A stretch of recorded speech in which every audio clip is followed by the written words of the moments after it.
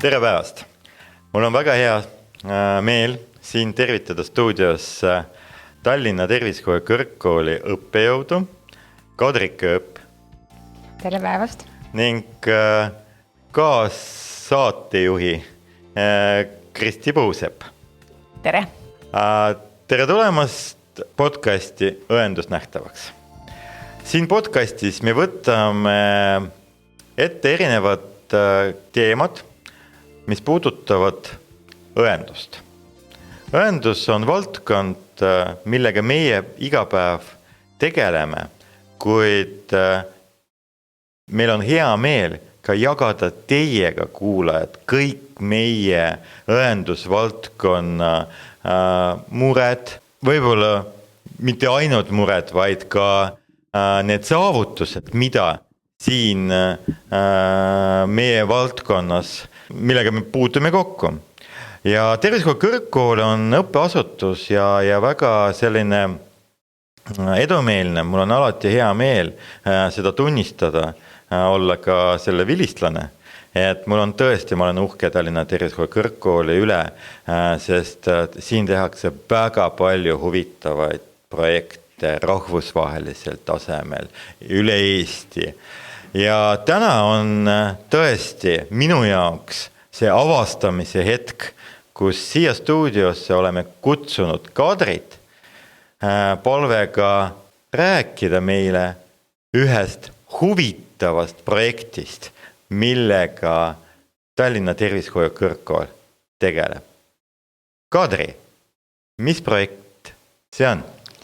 See on üle-euroopaline vähiennetuskampaania Cancer Prevention Across Europe. Ja mul on siis samuti hea meel, et Tallinna Tervishoiu Kõrgkool osaleb selles rahvusvahelises vähiennetuskampaanias. Et selle vähiennetuskampaania algataja on Euroopa Onkoloogiaõdede Ühing, EONS, ja kampaania peamiseks partneriks on Euroopa Meditsiinilise Onkoloogia Selts, ESMO. Ning sinna on kaasatud ka rohkem kui 60 tervishoiutöötajate, koolitajate ja patsientide organisatsiooni üle kogu Euroopa. Ja Eestist siis osalebki vähiennetuskampaanias Tallinna Tervishoiu Kõrgkool, tehes siis koostööd Põhja-Eesti Regionaalhaiglaga ja kommunikatsiooni ja turundusalal nõustab ka Tervise Arengu Instituut. Ja selle projekti raames siis meie kõrgkooli õe, terviseedenduse ja terviseteaduse erialade üliõpilased saavad siis sooritada kas oma projektipõhist praktikat või koostada lõputöö. Aga natukene võib-olla sa täpsemalt kuidagi praktiliselt, mis lõputööd nad teevad ja või mis see, tegelikult see on täna väga tähenduslik, sellepärast, et ka täna Eestis avatakse kõige moodsama onkoloogiakeskus Põhja-Eesti Regionaalhaiglas ja kõik need väga tublid kolleegid, kes tegelevad onkoloogia valdkonna preventatsiooniga ja kõik, et mis see meie praktiline kasu selles projektis on? Jah, praktiline kasu on, ühiskonnale laiemalt, et me tutvustame neid vähiennetusmeetmeid ja sellega me siis vähendame siis vähki haigestumust ja siis ka koormust ühiskonnale. Aga üliõpilased saavad sellest suurepärase kogemuse, et ma natuke räägin võib-olla sellest projektist laiemalt, et nüüd siin aasta jooksul 2022 oktoobrist kuni siis 2023 oktoobrini on iga kuu siis keskendutakse ühele teemale, et näiteks siin oktoobris oli siis suitsetamine, kõik tubakavormid, siis oli siis passiivne suitsetamine, siis läksime edasi siis detsember, jaanuar, veebruar ülekaalu, toitumise, liikumise teemadega.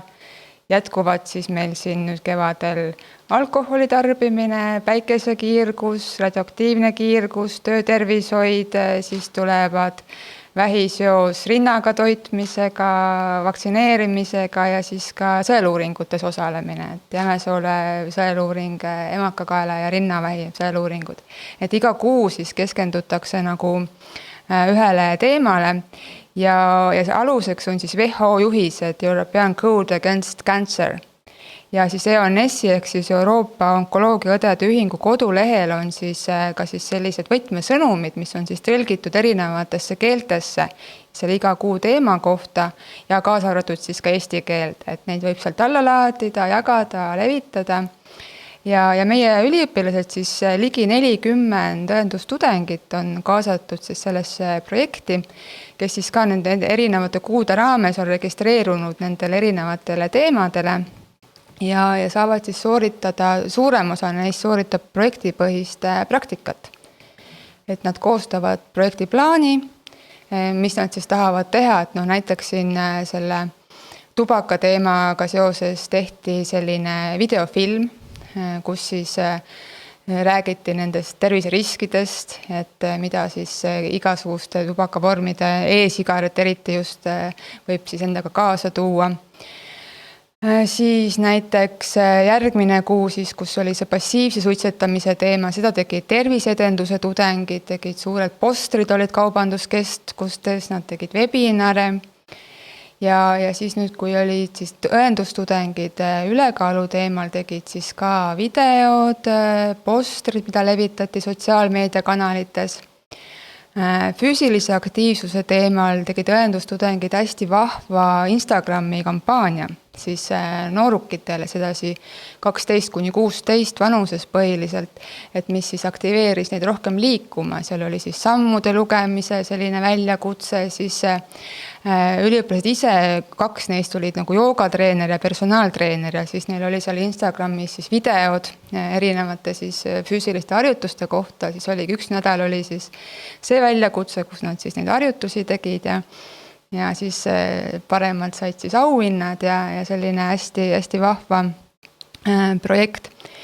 Ja nüüd praegu veebruaris on siis käimas tervisliku toitumise teema, kus siis taas õendustudengid viivad läbi oma projektipõhist praktikat ja nemad siis tegid videod tervislikest toitudest, et kuidas valmistada tervislikku hommikusööki, lõunasööki, õhtusööki ja neid siis ka levitatakse erinevates sotsiaalmeediakanalites.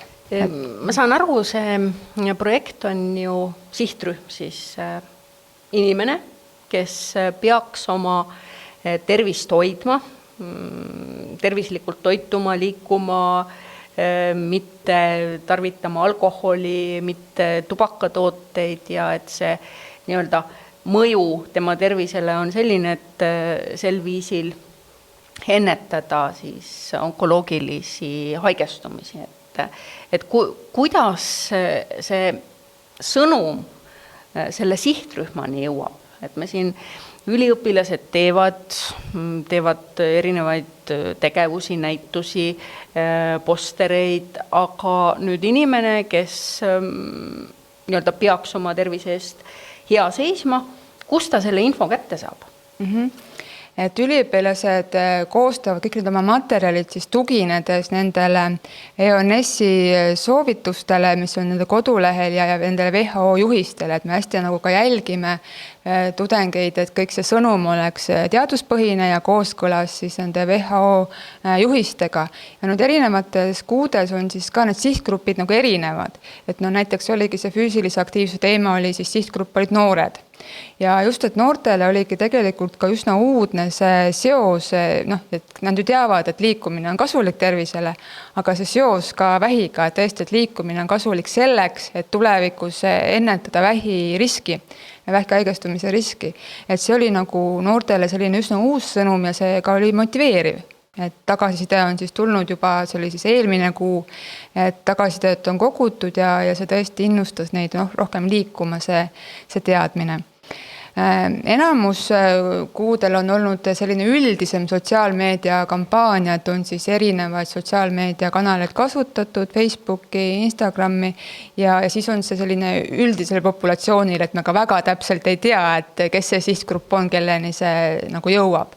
Et siis on see sihtgrupp nagu laiem. Aga nagu tudengid ka ise väga kenasti oma tagasisides kirjutasid, et kui vähemalt üks inimene on teadvustanud, et tõesti see ülekaal või see kehakaalu alandamine aitab kaasa vähiriski vähendamine, et siis on juba nemad oma eesmärgi nagu täitnud ja ma olen nendega nõus. See on rahvusvaheline projekt.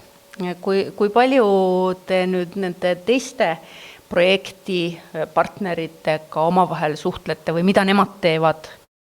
Ja me oleme kontaktis siis EONS-i siis esindajaga, kes siis juba enne kampaania algust tegi meile siis sellise veebiseminare, tutvustas projekti ja neil on siis ka see kodulehekülg, kus siis on jooksvalt neid võtmesõnumid iga kuu siis esitatakse ja siis ka erinevate riikide siis praktikat, et tahetigi juba septembris Eesti näidet, et meil oligi siis väike uudisenupuke, kuidas me siin Eestis toimetame, meie juhtrühmast oli väike pildikene seal ja siis järgmistel kuudel on siis olnud nagu teiste riikide praktikad ja näited seal, et see koduleht annab sellise hea ülevaate, et kuidas erinevates riikides siis selle projekti raames toimetatakse.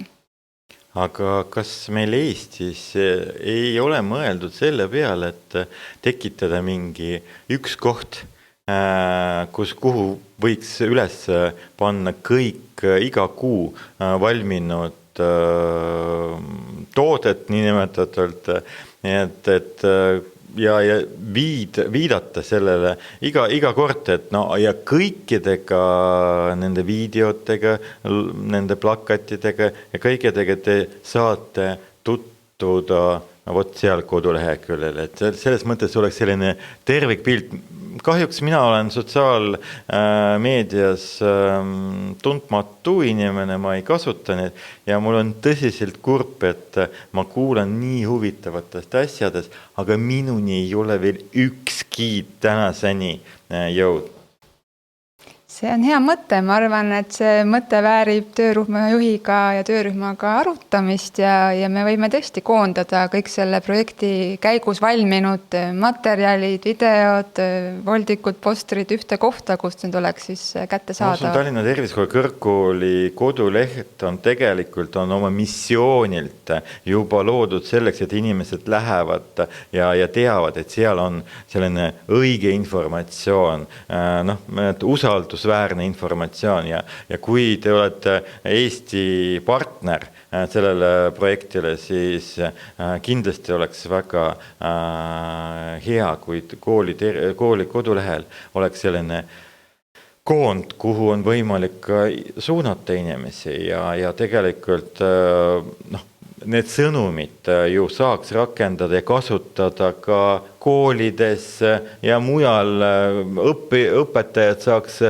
võtta need kasutusse oma praktikasse, näiteks keskkoolis ja nii edasi. Et selles mõttes, et ma usun, et selle projekti ulatus on tunduvalt suurem, kui me praegu võib-olla ise oskame arvata. Just, et see on hea mõte ja kõrgkooli sotsiaalmeediakanaleid juba on kasutatud selle kampaania levitamiseks ja teavitamiseks.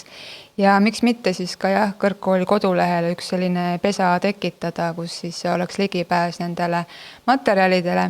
Ja ka koolides tegelikult juba on käidud rääkimas, et näiteks nüüd see oktoobrikuuse suitsetamise teema, e-sigaretide teema, et kui valmis videofilm, et nad käisid ka koolides rääkimas, et seda juba kasutatakse.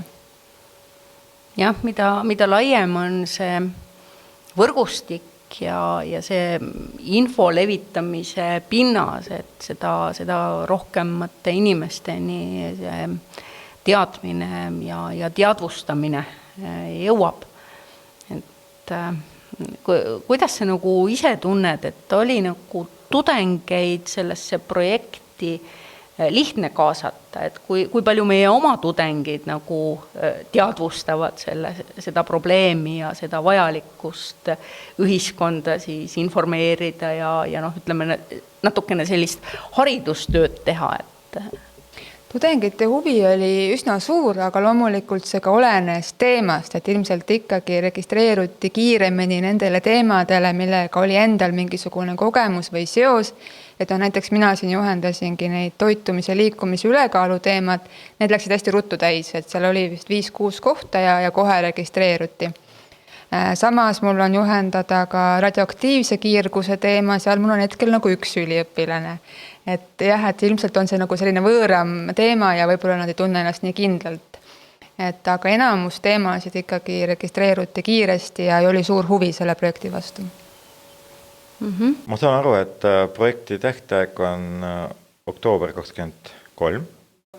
ja mis see projekti nagu rahvusvahelisel mõõdu, et mis see projekti väljund on? Et milles te olete kokku leppinud, et kas sellega minnakse tulevikus edasi või see on praegu selline ühekordne projekt? Hetkel ta on jah nüüd see konkreetne aasta, et ma usun, et kui see aasta läbi saab, siis projekti algatajad teevad oma kokkuvõtteid, tulevikuplaane. Mu isiklik arvamus on, et see ei jää nagu lihtsalt nüüd siin 1 aastaga seisma, et kindlasti seda arendatakse edasi.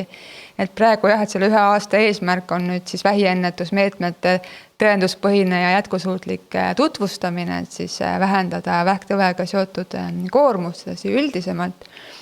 Aga kindlasti on siin võimalus koostööks, võimalus tulevikuplaanideks ja ka me ise oma töörühma sees oleme rääkinud, et plaanime siin erinevatest teemadest publikatsioone koostada ja siis ka kindlasti aasta lõpus siis sellise kokkuvõtva artikli kirjutada ilmselt.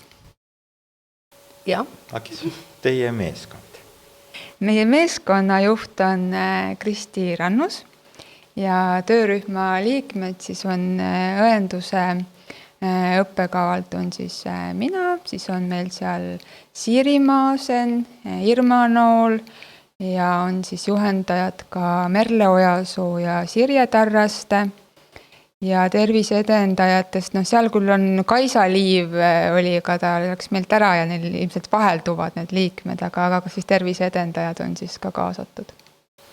Et siit on ka hea näide, kuidas niimoodi integreeritult erinevate õppekavade üliõpilased tegelikult ühise sellise eesmärgi nimel töötavad ja õpivad.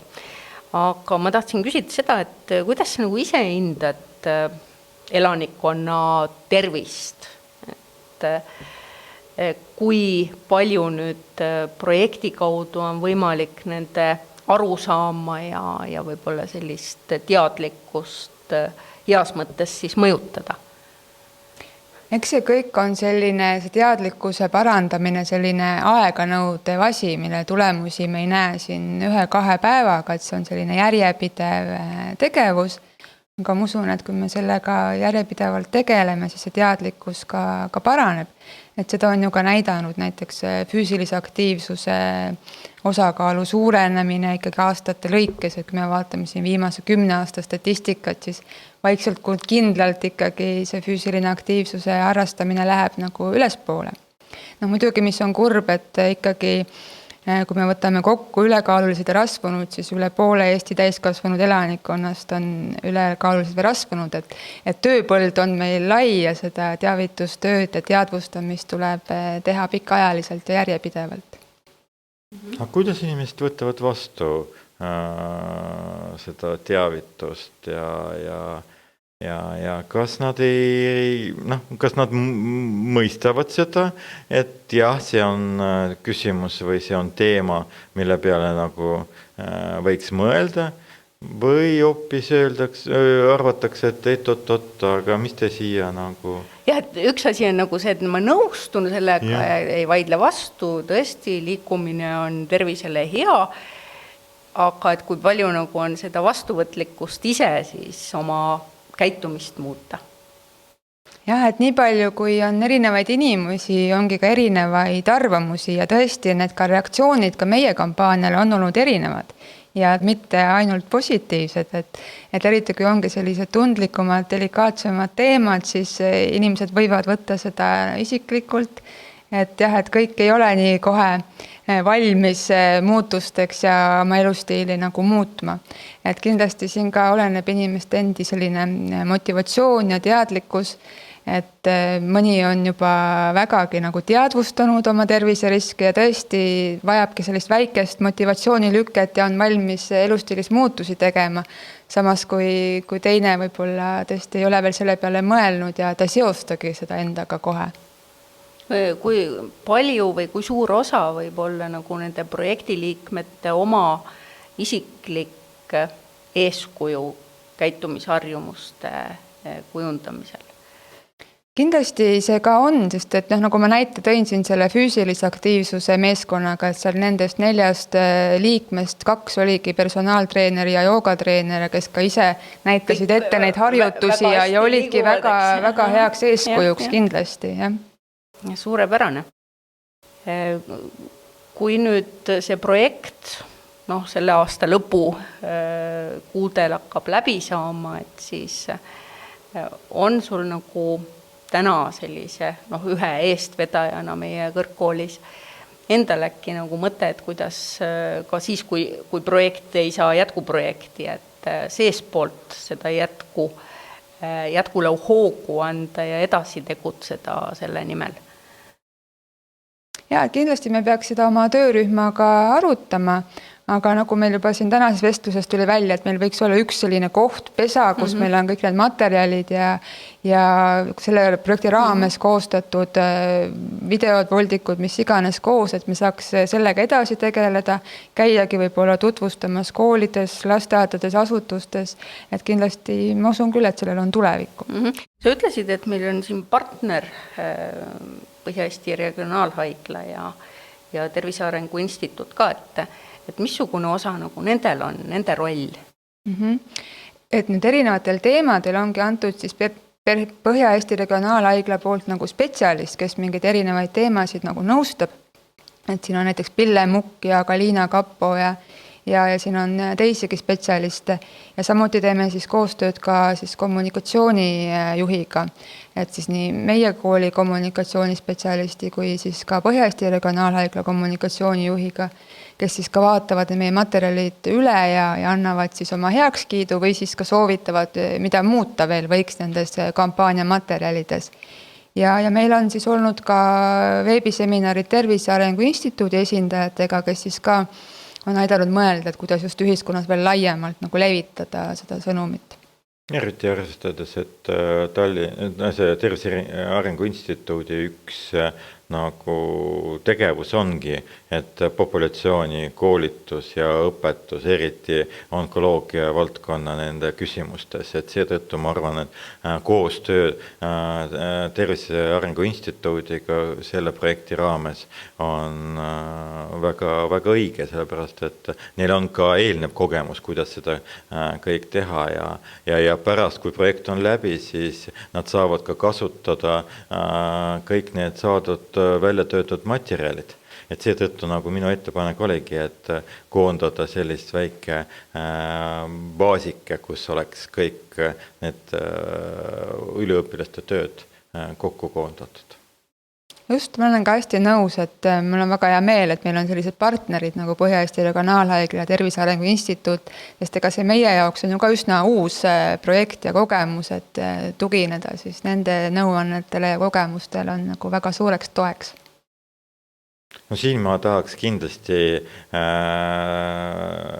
kiita Tervishoiu kõrgkooli, sellepärast, et kool on aegade jooksul on näitanud end väga, kuidas öelda, populatsiooni orienteeritud organisatsioonina ehk väga erinevad projektid, koolitusprojekti, õpetusprojekte, kool viib läbi, arendab.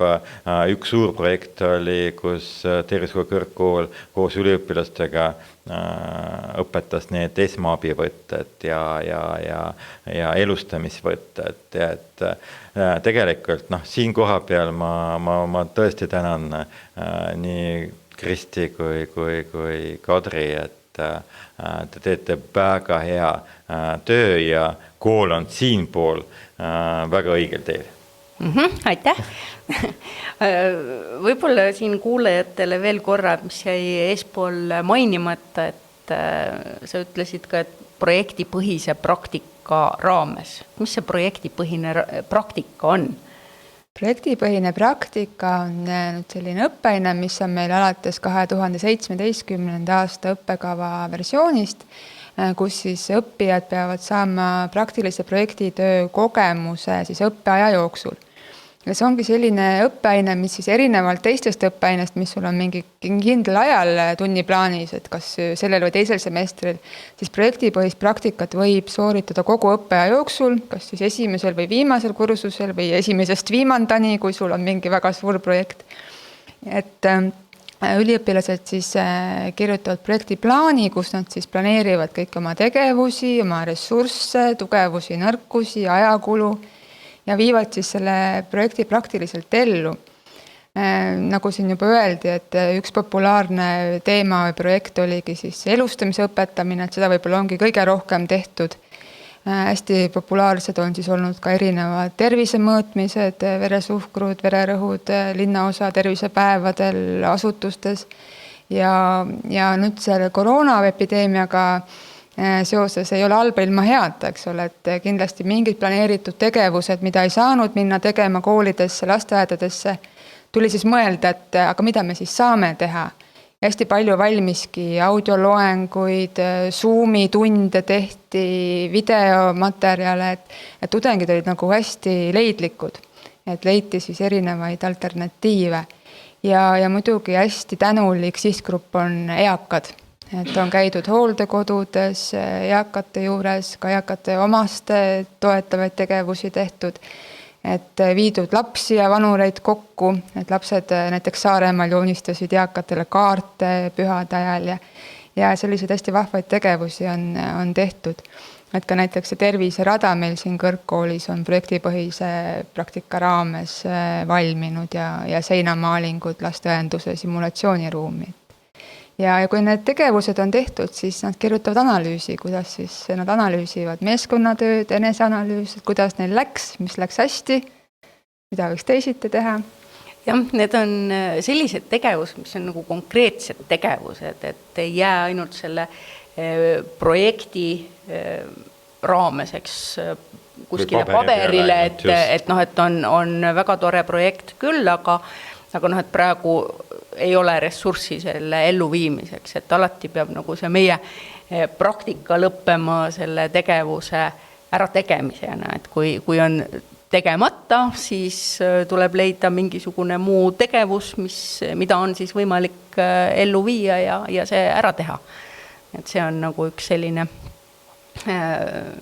eripärane, et luhtunud üritust selle praktika raames olla ei saa, kõik peavad positiivselt lõppema. Just, et mulle ka meeldibki see, et tehaksegi nagu päris asja. Et ma mäletan, kunagi oli rahvatervise iseseisev töös teha selline hüpoteetiline projektiplaan, aga see oligi lihtsalt plaan.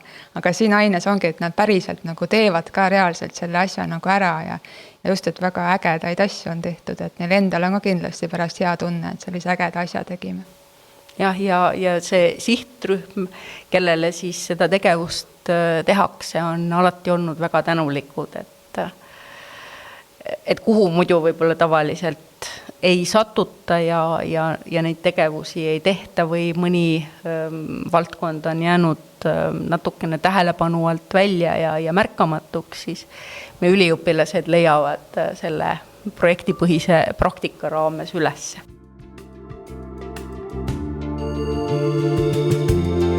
Te kuulasite podcasti Õendus nähtavaks. Episoodis rääkisid Tallinna Tervishoiu Kõrgkooli õppejõud Kadri Kööp, Tallinna Tervishoiu Kõrgkooli õenduse õppetooli juht Kristi Puusepp ja õenduse eestvedaja Aleksei Kaidajenko. Teemaks oli rahvusvaheline vähiennetuskampaania, millest ka Tallinna Tervishoiu Kõrgkool osa võtab. Aitäh kuulamast ja järgmiste kohtumisteni!